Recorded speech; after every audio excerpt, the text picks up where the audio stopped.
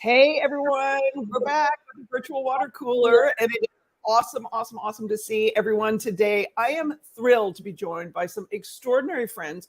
We were chatting beforehand, and we figure we've all known each other, boy, at least a decade. So let's just go around the water cooler. Maybe we'll go, by distance from New York. Anyway, my buddy Ian, author of this awesome book. He is also a creative consultant, storyteller, and as I said, author of this and many other awesome books, but there's some good time tips in here that I want to pull out. Lisa, north of the border, my home and native land of Canada. She's vice president of founder services at Communitech. So just say the word founder, and I'm going to guess, based on today's topic, you have a lot of people who want your time, Lisa. Solid guess.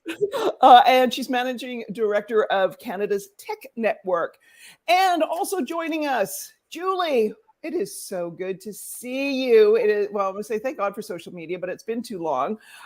Julie is a strategic advisor for diversity, inclusion, and culture, and she's the former Fortune 100 Chief Information Officer. So, yeah, lots of people at the water cooler who should know each other. Oh, and good. We're yay. Let me pull in. We've been joined. Yahoo! We just started introductions and Jen is here. Woohoo! Hi, everyone. I'm so sorry. A little bit of technical difficulties. You'd think after 2 years of remote work, it would all be seamless. No. Nice to see you. Oh, but this is all good. And like perfect timing was we decided we start the recording and start the water cooler. And we're like, hey, like any water cooler conversation, there's always someone who comes running in, hey, sorry, I'm late. And you're here. This is awesome. Jen, are you in Boston or are you in Chattanooga today? Hi, everyone. Chattanooga today. I was in Boston and New York earlier this week. So I think, Kelly, we may have been ships passing in the night. That's hard. Well, we've got just outside of London, we have Cincinnati, we have Southern Ontario, New York. We got everything covered. And so for everyone who doesn't know, Jen, new to the water cooler, she's a partner at McKinsey and she's focused on sales and go-to-market strategies.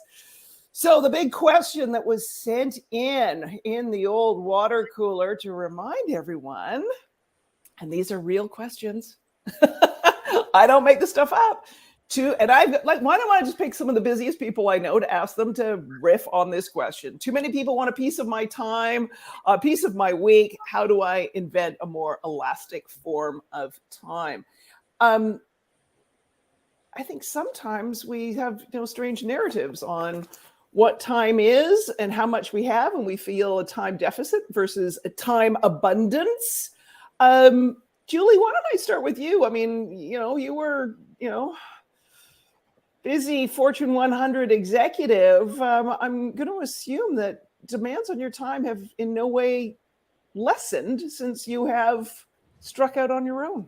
It's interesting, Kelly, because I actually think that I'm way more in control of my time now. So I think that there is a little bit of like reflecting back on the wisdom of, a very hectic 35-year career raising 3 children and knowing the demands of my time were constant. And it was one of my goals, quite honestly, in this phase of my career to say, I am going to be more in control of my own time.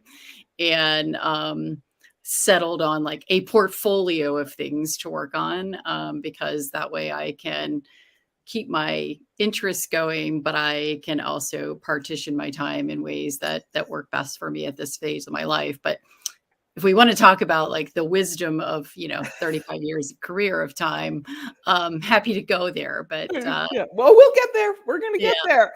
And some of the things you're hitting on, I'm thinking of some of those tips from I had warned you that I wanted to hit on, and hearing Julie say portfolio, I'm thinking, the tip of like what shines your light and how we organize days. But I'm going to look down there at Lisa next because you're a busy exec with 3 kids. And I'm sure what you're looking at Julie going, yes, there's light. That's exactly what I was thinking. I was like, okay, she's done it. I can do it too. That gives me hope. So that's good. Thank you, Julie. You're welcome.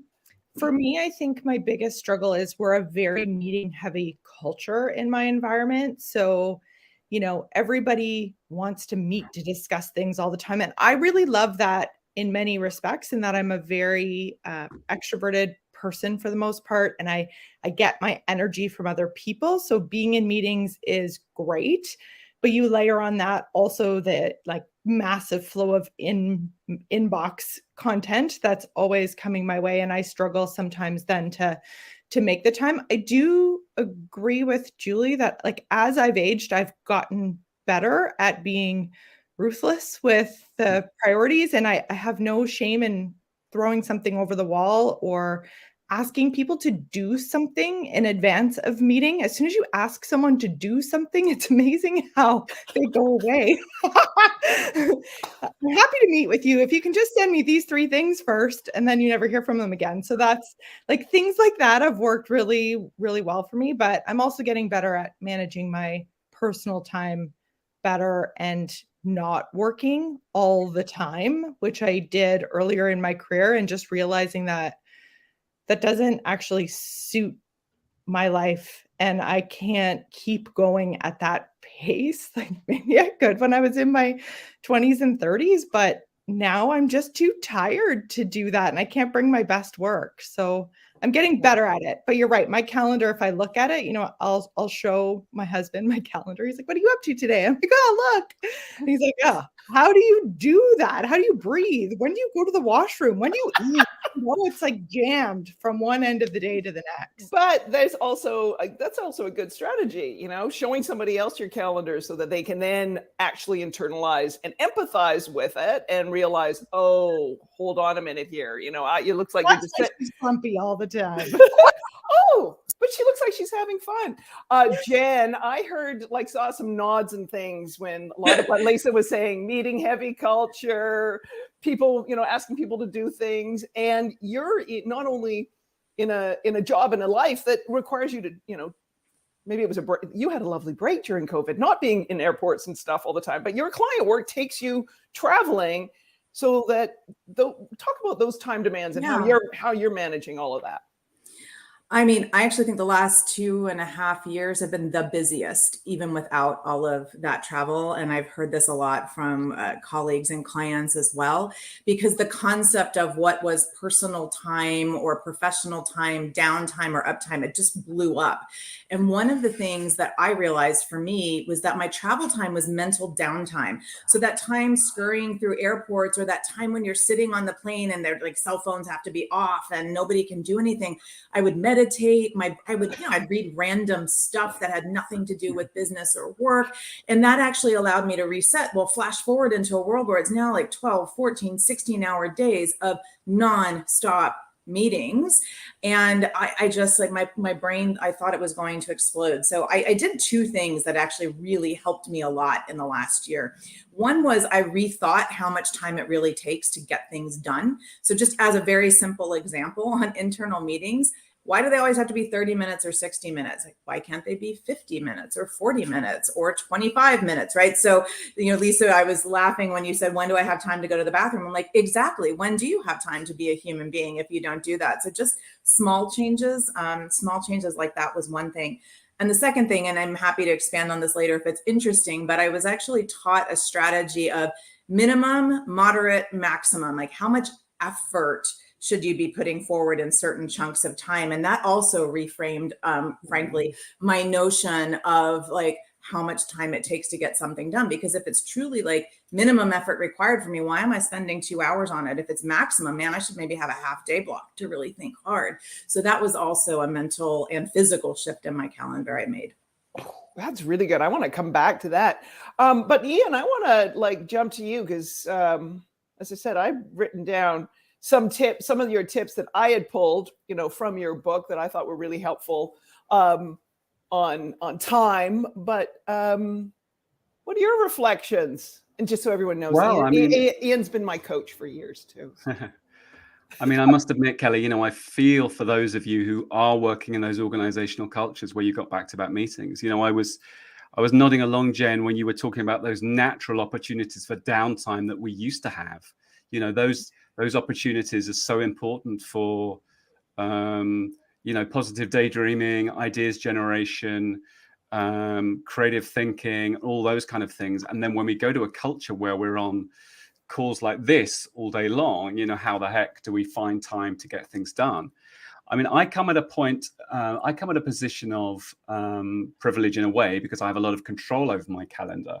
But when I'm working with executives and organizations, I do advocate that they put it, especially where other people have, control over their calendar. I advocate putting in meetings of one, whether it's 2 hours, whether it's 30 minutes, whatever it is. Otherwise, you're just going to get so blocked out, and you're going to get to a stage where it might feel unsustainable. And I don't know how you cope, Jen, with some of that meeting load, and what all of you were talking about, really, because I do think it's crazy. So I do come at that position of privilege, and what is really sacred to me as someone that relies a lot on creative thinking, or writing a book, is that I love that blank space in the calendar. That is sacred to me. I need that. And however intense I am with client projects, running workshops for global organizations and meetings involved with that, I really, for my own self-care, because I've learned the hard way, I make sure that I have some of that blank space. Yeah. I was going to say, isn't it Warren Buffett like notorious in terms of, not only is it like a blank desk, other than the one thing he needs to pay attention to, that he only takes like a couple, like I want to say a handful, but it's not even like a full hand of meetings a week, because that his key to his success is that ability to think and clarity on that. Ian, and I want to jump into Jen's tips. I want to jump into some things in Ian's book, but Julie, you took yourself off mute. Was there a thought reflection that you had there? There was. I was just thinking about how, when I was raising my kids in particular, and how just deeply absorbing the week would be, and how easy it is. And I think COVID has just, this pandemic mode has amplified this for people so much. But I really, truly believe in that downtime concept. And it's one of the things that when I coach a lot of women, and they, tend to have a lot of childcare responsibilities or just general care responsibilities, finding that downtime. And for example, for me, it was Saturday, and I just said, Saturday is off for me for work, and really, truly off. Like, I worked in technology. There were times when there were projects or production issues, but other than that, Saturday was literally an off day. And I would work until 7:00 on a Friday evening to ensure that Saturday was an off day. And I might pick up again on Sunday afternoon, Sunday morning, Sunday evening to prepare for the week. But I had that downtime. And that for me was that source of inspiration and energy that allowed me to kind of recharge. It was that recharge period. I got to put the, put myself in the charger for a day. And it worked. And I really, really think that people have to find that. And I think that was just echoing what Ian was saying around this need to find those places of downtime, inspiration, because that's where energy comes from. Well, and the place where you can be present without, trying to do two things and therefore, or three things or 16 things, and therefore doing not one thing, with that focus. And I'm thinking, Ian, that there was, who is it? David, that one tip that he doesn't look at his mobile phone for the first hour of his day. Like, does not do that purposely, I think. And so he doesn't go psycho with other people's demands on his time and his energy. Same. Yep. I did that same thing, Kelly. Yeah, that's awesome. Everyone add that to your list. Yeah. It reminds me of, I think it's Julie Morgenstern's book, Don't Check Email First Thing in the Morning, something to that effect. Same. Yeah. Ian, there's something you said as well about protecting the time and making it sacred. One thing that I did, because I'm a very visual person, is the time in my calendar that's blocked for me for health, well-being, self-care is bright green. So that way, every week, every month, I can look at a calendar and say, like, do I actually have enough of that time? Because I work on projects, I'm in client service. There's zero consistency to my schedule. So it's hard to say every single day at 3 o'clock, I will do X for myself. But I can see if there's not enough green that I better go back and bake it in somehow. So that's also been, just a helpful tip for me. Oh, Smart. I love that. I love that because I think you're right. I mean, that is lovely. That at an overview, you can just look for the color, because I think it is hard to say, I started doing this experiment, which I'm calling Fry Play Afternoons. Bit cheesy, but on Fridays at 3 p.m. I try and stop work and do something creative, or go for a walk. Might be listening to a podcast. There might be a work aspect to it, but not at my desk, not in a meeting. But there are weeks, because I deal a lot with the US, where I will have calls on a Friday after 3. And I think part of it is not beating myself up, having that principle of Fry Play Afternoon, but also being realistic and pragmatic that it's not going to happen every Friday. And to your point, Jen, maybe there'll be another point in the week where I go, you know what, I'm going to take an actual lunch break and do something different. So I think I've written that down. I think that's a lovely tip of color coding. And at a glance, you can check in and say, how does this week look? And if there was very little green, maybe you can think, okay, I'm trying to make a commitment next week to catch up a bit, because it's not going to be sustainable otherwise. Lisa, you had a thought.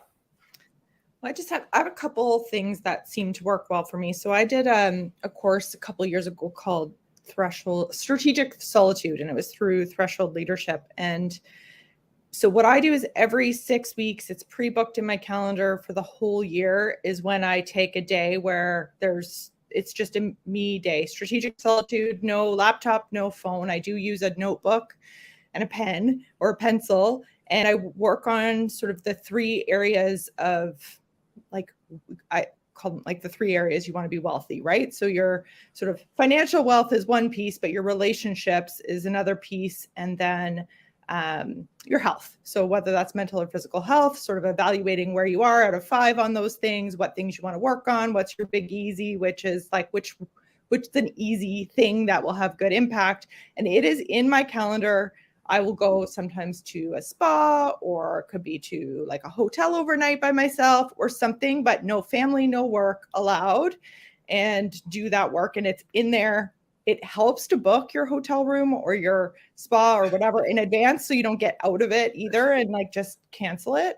So that works. And then the other thing that I've started doing this year, it's a secret. So, I know this is a public thing. So hopefully, Well, maybe your husband and kids aren't watching. So, well, it's actually a work secret. Oh, sure. Okay. So, which is okay. So when I take vacation, I extend it in my calendar or extend it on my out of office. So for example, I'm heading to Mexico tomorrow, but my out of office is already on today, and it says I'm coming back on Wednesday when really I'm coming back on Tuesday. And it just gives me those 1 extra days on each end to focus on the important things. Who do I need to get back to quickly? And then the other people, it's like set this level of expectation that I won't get back to them till after that. Sometimes when I reply for requests for meetings, I'll say a whole week actually after I'm actually back is when I'm available to take meetings. And in the fall, I took a 2-week vacation, which is the first time I've ever done that. But I actually booked it in my calendar for 3 weeks and did my out of office for 3 weeks. So the only people who knew I was in the office that 3rd week was my leadership team and my direct reports. And that was it. And it allowed me to come back totally refreshed after 2 weeks, and then do that thinking deep work in the 3rd week before I dealt with my inbox and a crazy calendar. And it was the best. No, that's so smart. And, see Julie and Jen and Ian all like nodding their heads. There was a law firm I worked at in the 90s, and they demanded that of our 4 weeks vacation, one of them had to be 2 weeks, with the whole notion that, yes, you as an individual needed to recharge, but you could also effectively delegate work and someone could take it on. So there wasn't this, you're still on something because you can't really delegate it because you're just away for a weekend, but you're handing it to somebody else. And the whole thing gets messed up. And they were like, no, all your work goes away. It goes to someone else. and you come back and get on something new, but you must take a 2-week vacation. Jen, I saw some laughing and head shaking and all sorts of stuff. Completely. Yeah, no, it also just takes a while to decompress. So I do the same thing. I put some days in on the front end so that when I am actually potentially in a beautiful place in the world that I've always wanted to go to, I can enjoy it because I'm not still rattling through the emails, the meetings, the things that haven't gotten done yet. And then similarly on the back end, instead of jumping right back in that first day, I kind of give myself some time and space to come back in. But for me, when you said, Lisa, you took 2 weeks, I was like, absolutely. I don't know how many years ago it was, but I spent part or most of August in Italy. And I looked around and I thought, okay, they've got it right. Maybe France as well. So now I just pretend every August like I'm French or Italian, and there's 3 weeks that that is my summer holiday. And I discovered 2 things in that experiment. Number one, I'm totally expendable. If I delegate things appropriately, I can completely check out. People will be fine. Clients will be fine. Teams will be fine. And if something truly urgent and important comes up, people can find me and I can make that happen. And second, I need that chunk of time off to do the kind of work I do and to be 100% on for my clients and my teams when I'm not on vacation, because if I don't have that time to really truly rest my brain, like it's hard. Like the fall is always a really busy time for us, and the fall will be really difficult for me if I don't come into it completely refreshed. Well, and recognizing those patterns and the rhythms, say Ian and Julie now figuring. Ian knows this. Julie figuring it out. Like when you go from having the office to go to, and then realizing what are the rhythm and flows of the new work, and rather than having that chunk of anxiety of like, oh my God, I got to be hustling business, instead of saying, no, I recognize this pattern. After Thanksgiving, it's quiet, so I'm not going to worry about work until other than deep work, I'm not worrying about filling things in my calendar and taking up time until, January. Ian, talk to us about tip number 61 in your book, things that give you light, because I think this is some of this in terms of how we spend our time and how we think of other ways, like Lisa suggested, of saying to someone, do some work before that meeting. Talk about that concept of light in tip number 61. Yeah. Thank you, Kelly. Yeah, I mean, I think at the heart of managing our time and using our time well is choosing wisely and being brutal about that where we can. I mean, I kind of have this thing where I say, pay attention to where you put your attention.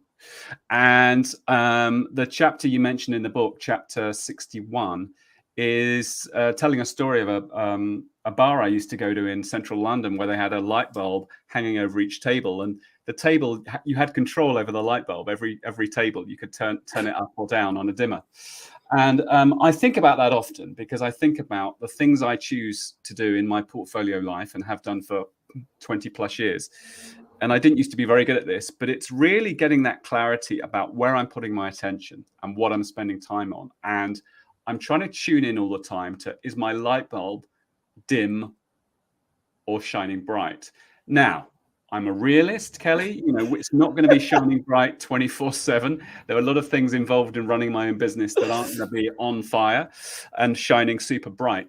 However, that metaphor of the light bulb I have found really, really useful for getting clarity about what is important and what I say yes to. In my early days of solo entrepreneurship, I thought, this is amazing. I've got all this time. And I found a lot of people would reach out, can I meet you for coffee? And I'd put all these coffees in and the rest of it. And after a while, I thought, hang on a minute. You can easily run away with yourself a day, being very generous, giving other people advice that you're not necessarily charging for, having these interesting meetings. But I thought, you know what, Ian, we all have 24 hours of time. We all are gifted the same amount of time. It is a really precious commodity. And the game changer for me was being really crystal clear about where I put my attention, what energizes me and what doesn't energize me, and what I say no to. And that means, what business relationships I say no to, what opportunities I say no to, and when I just think, this isn't a good use of my time.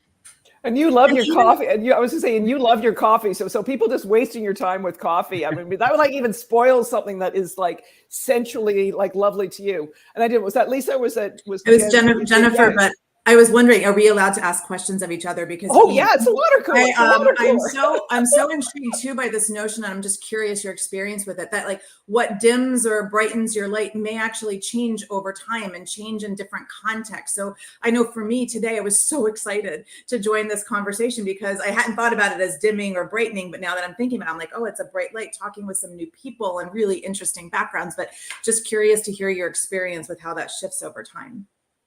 Absolutely, Jen. And it does shift, and it has shifted. And I think you get into a rhythm on a certain project where some of the things before that you might have thought might dim it, you surprise yourself. So I think for me, it's constantly paying attention. You know, I have this journaling ritual that I call Good Times, where I'm constantly writing a list that I start on a Monday and end on a Sunday. And it's a little journaling habit where I write down all the good things that have happened in the week. And it's family, personal, professional, everything in one list. And that's a really good way of tracking the kind of light bulb, where how bright the light bulb is shining. And it's also a really good way of paying attention. And I think that is I wrote a book called How to Have a Good Day, and that is at the heart of that book, and also at the heart, I think, of how we manage time. I think it's back to that paying attention. So yes, Jen, really good point. You know, things change and one's mindset changes and energy changes, and the light bulb isn't always going to be that black and white of when it's bright and when it's dim. So it's all about tuning into how it's looking. But you could also incorporate that Ian's journaling idea with your suggestion, Jen, of like the color coding in your calendar.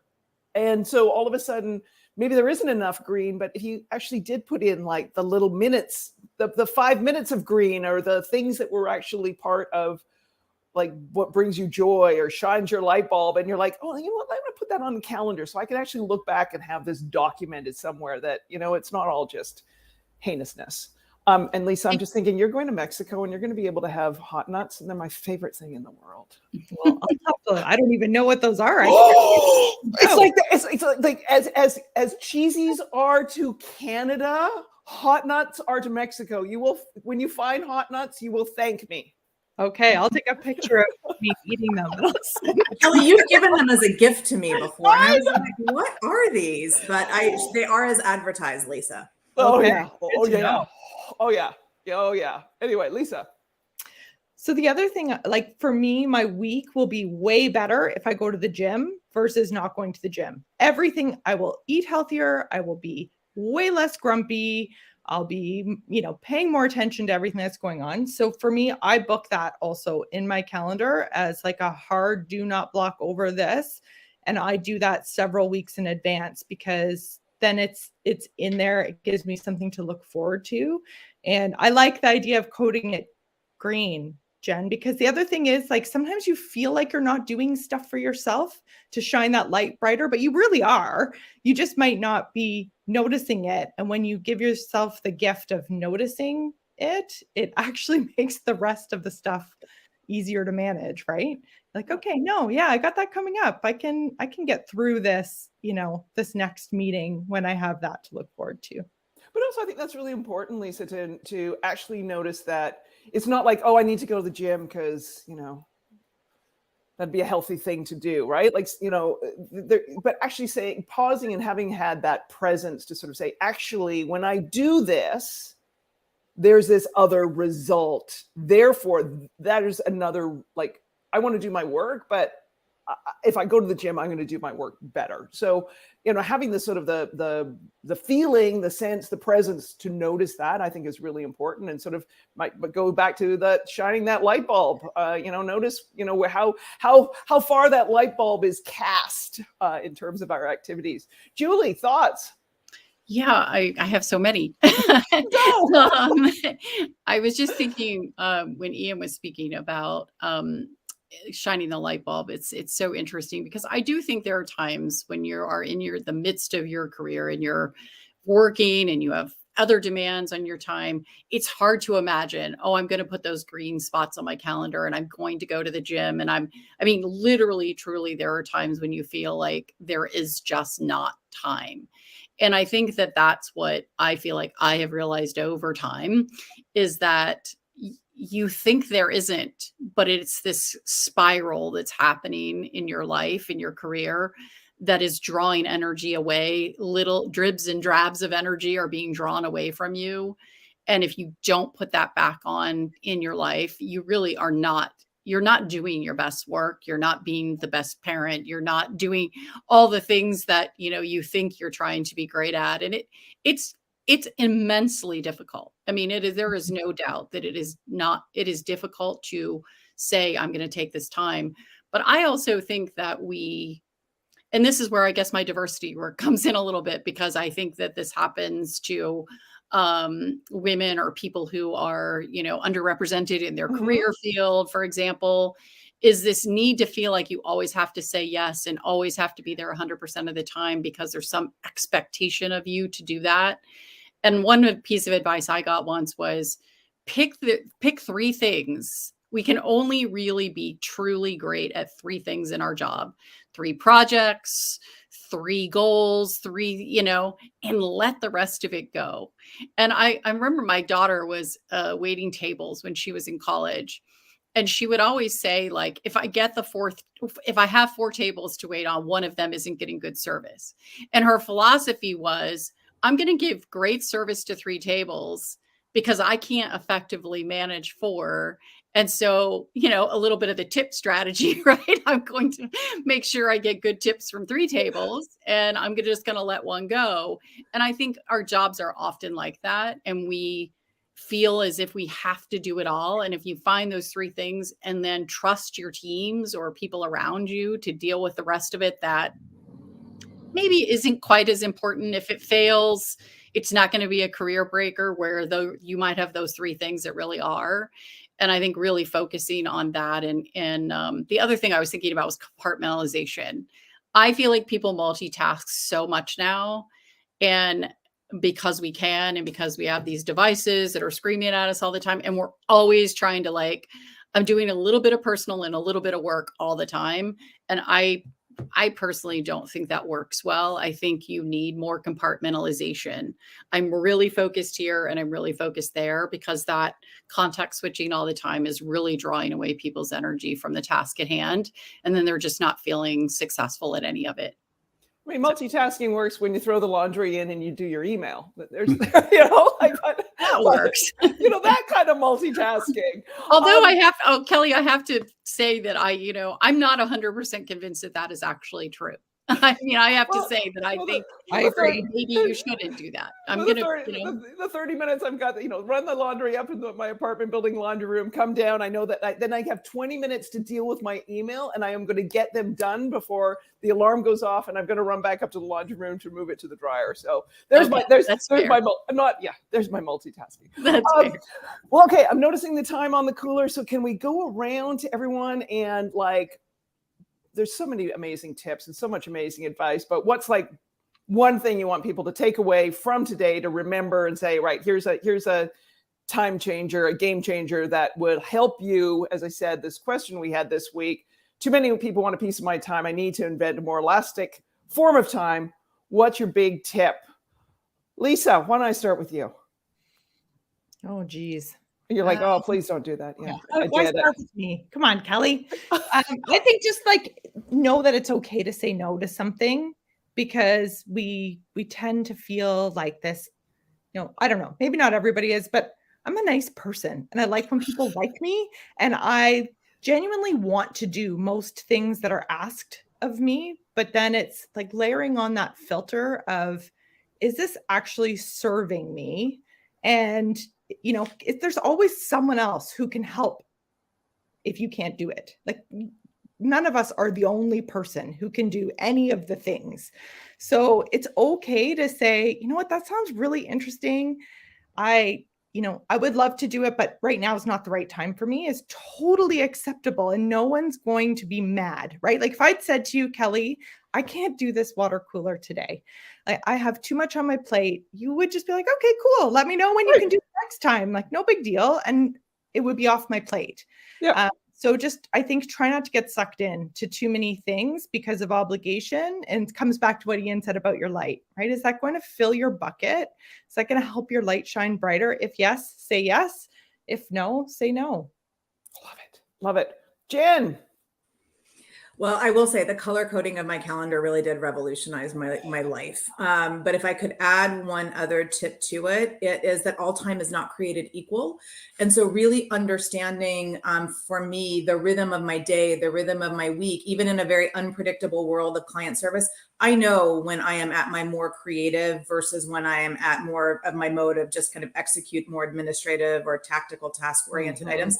And I try really hard, as much as I can within reason, to shape my calendar around when I have the energy to do different types of tasks. And that also helps a lot.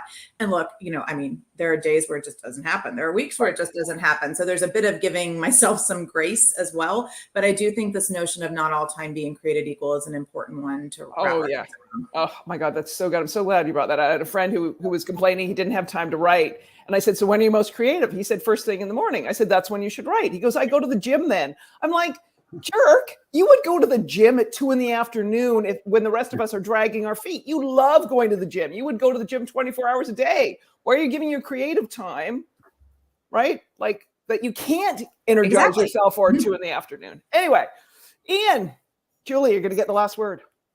Well, look, quickly, I mean, I want to just echo what Lisa and Jen said, because I mean, I echo what Lisa says about getting really choosy about your time and being prepared to say no. And then to Jen's point about knowing when you are at your best. Most of us are at our best in the morning, depending on what time we wake up. And it's important that we don't let kind of mundane tasks creep into then, and we do our deep work or we do our analytical work. And our creative work. So I'd echo those two things. But also, I think my overarching one would be make the right choice. These choices really matter about where we put our attention and what we're spending our time on. And our time is our most precious commodity. There is no magic wand to magic any more hours. We have 24 hours, and choose carefully. Awesome. Whew. Well, there's a heavy one to Julie. Bring it Yeah. home, baby. That's right. I'm going to say one quick thing, which is get sleep. I think we sacrifice way too much sleep, and it really matters. And the other thing I was going to say is our life, our career doesn't end at like 40. And I think sometimes people feel like they are in such a hurry to accomplish everything by 40 or 45, or, I'm well past that and still going strong. And, actually, may she rest in peace, Madeleine Albright is famous for saying, everything you know about me as a public servant started when I was 57 years old. And so I think sometimes people are just in too big of a hurry to try to accomplish everything in their life in a very short period of time. And so make choices wisely at different stages of your life, because, you have opportunity to spread it out. I'm so glad you brought that about the age. I think Lucille Ball, the same thing. Everything that she wanted in her life, personally and professionally, happened after age 40. So slowing down, taking it all in. Thank you, all of you, for joining me today to talk time, for letting me take your time. Amazing tips. And I look forward to having you guys back here again at the water cooler. This was so great. Thanks, Kelly. Thank you. Thank you. Nice to meet you all. Nice to meet you.